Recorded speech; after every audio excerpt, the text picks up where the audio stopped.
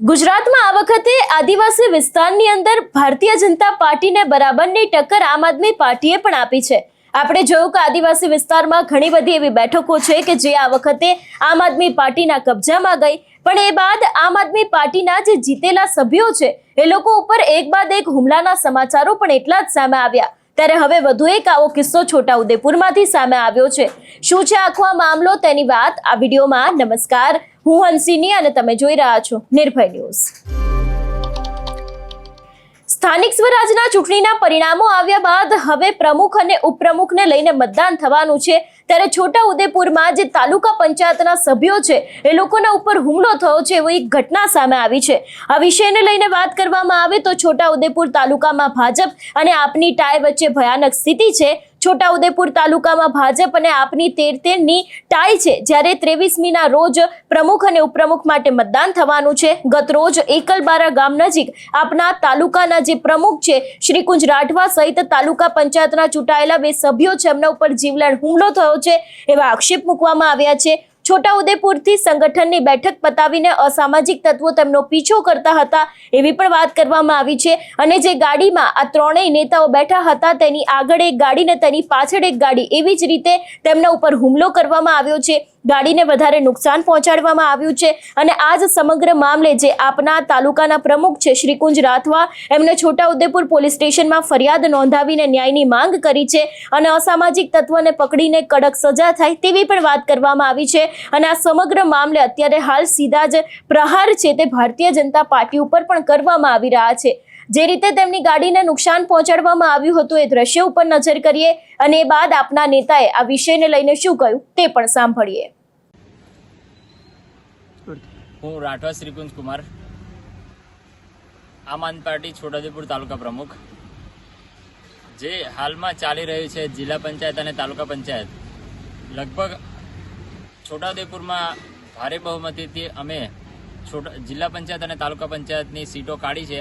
ત્યારે છોટાઉદેપુર તાલુકામાં જે ભારતીય જનતા પાર્ટી અને આમ આદમી પાર્ટી વચ્ચે જે ટાઈનો માહોલ બન્યો છે તાલુકા પંચાયતમાં, ત્યારે ભારતીય જનતા પાર્ટી છેલ્લા 20 દિવસથી અમારા 13 સભ્યોમાંથી 1-2ને તોડવા માટે જે પ્રયત્નો કરી રહી છે, ત્યારે અમારા ઈમાનદાર અને સાચા 13 સભ્યો એમની સાથે કોઈ પણ વાર્તાલાપ કર્યા વગર નિષ્પક્ષ રહીને આમ આદમી પાર્ટીને ટેકો કરી રહ્યા છે। ત્યારે જ્યારે કાલે સાંજે અમે છોટાઉદેપુરથી બોરદલી સાઈડ અમે અમારી બેઠક સંગઠનની બેઠક પતાવીને ઘરે જતા હતા, ત્યારે મારી ગાડીમાં 2 ઉમેદવાર હતા અને અમારી જોડે બીજા એમને સાથી મિત્રો હતા।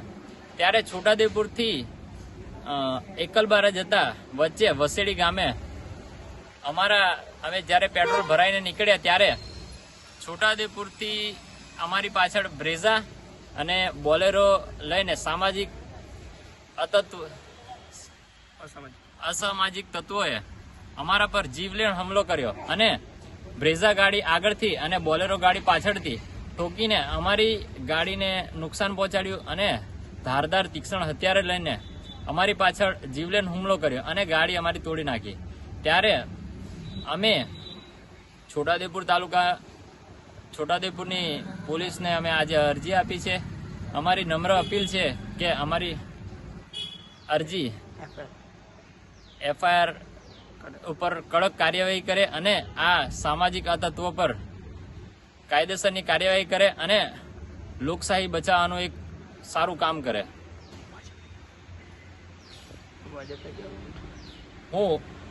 હું ભારતીય જનતા પાર્ટીને કહેવા માંગુ છે, જો તમે કામ નથી કર્યા ત્યારે જ તમને આ હાર આપી છે, તો હવે તમે લોકો આ હાર સ્વીકારો અને જનતાએ જે વિશ્વાસ આપીને જે આમ આદમી પાર્ટીને અને તમારી પાર્ટીને બી જે ટાઈનું આપ્યું છે એની પર ખરા ઉતરો અને આવનાર વિધાનસભામાં બી તમે કેવી રીતના તમને નુકસાન થયું તેના પર કામ કરો, નહીં કે લોકોને હેરાન કરવાનો।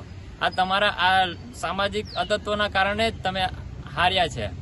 તો ભારતીય જનતા પાર્ટીને મેં એ જ કહેવા માંગુ છું કે હવે આ બધા ધંધા છોડો અને લોકોની સેવામાં પડો, તો તમારું આગળ ભવિષ્ય ચાલશે। બાકી આજે વખતે 13 ટાઈ થયેલી છે, બીજી વખત સુપડા સાફ થઈ જશે।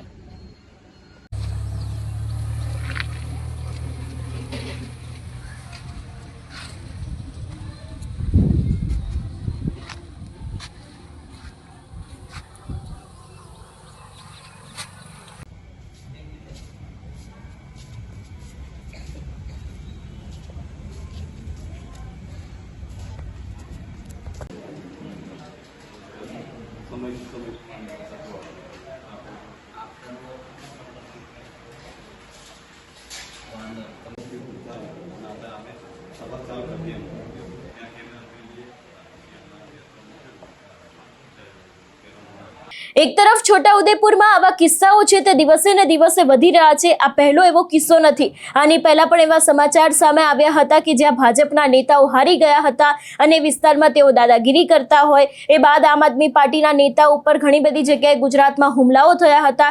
એવા પણ ઘણી બધી ઘટનાઓ સામે આવી છે. ત્યારે હવે છોટાઉદેપુરમાં જ્યારે પ્રમુખ અને ઉપપ્રમુખને લઈને મતદાન થવાનું છે, નામ જાહેર થવાના છે, ત્યારે જ્યાં આમ આદમી પાર્ટી અને ભારતીય જનતા પાર્ટી વચ્ચે ટાઈ જેવી પરિસ્થિતિ છે, ત્યાં જ અત્યારે હાલ એક બાદ એક આવા બનાવો સામે આવી રહ્યા છે. અને આ સમગ્ર ઘટનાની પાછળ ક્યાંક જે આપના નેતા છે એમના દ્વારા સીધા જ આક્ષેપો ભાજપ ઉપર મૂકવામાં આવ્યા છે. જોવાનું રહેશે કે હવે આ ઘટનામાં કયો ખુલાસો થાય છે. તમારું શું માનવું છે આ વિષયને લઈને અમને કમેન્ટ કરીને ચોક્કસથી જણાવજો. તેની સાથે અમારી ચેનલ નિર્ભય ન્યૂઝને લાઇક, શેર અને સબસ્ક્રાઇબ કરવાનું ભૂલશો નહીં. નમસ્કાર.